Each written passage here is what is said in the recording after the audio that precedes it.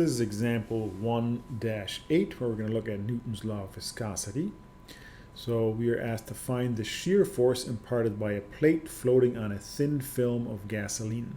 The velocity profile is given as u is equal to 25 y meters per second, and the viscosity of gasoline is mu is equal to 3.17 times 10 to the minus 4 Newton seconds per square meter.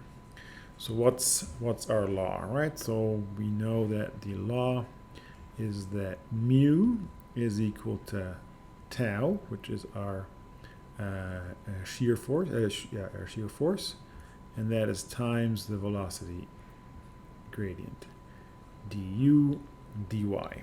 So let's start by finding our velocity gradient. Velocity gradient. So du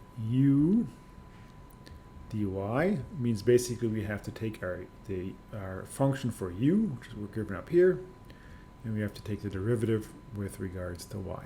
So we can say it's the same as dy of 25 y meters per second. All right. Take the derivative of y with regards to y. Of course, then we're left with 25. We also have to make sure that we take the derivative of our units, right? So we have meters per second. If we take a spatial derivative of it, right, then we're left with 1 over second. So now if we plug all that into our law, right, then you have mu is equal to tau times du dy.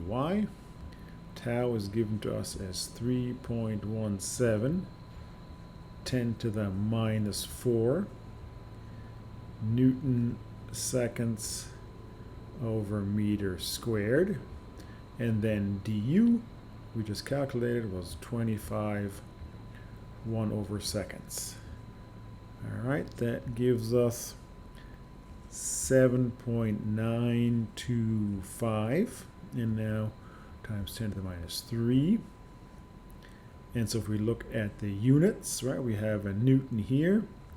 We have seconds that cancel out, so we're Newton per meter squared. And then we can do the appropriate rounding, right? It would be 7.925. We have a 5, but an even, so it stays. We have 7.92. 10 to the minus 3 would be milli, and of course Newton over square meter is Pascal, so we'd have millipascal. So the shear force on the plate would be, or that the plate imparts, is 7.92 millipascals.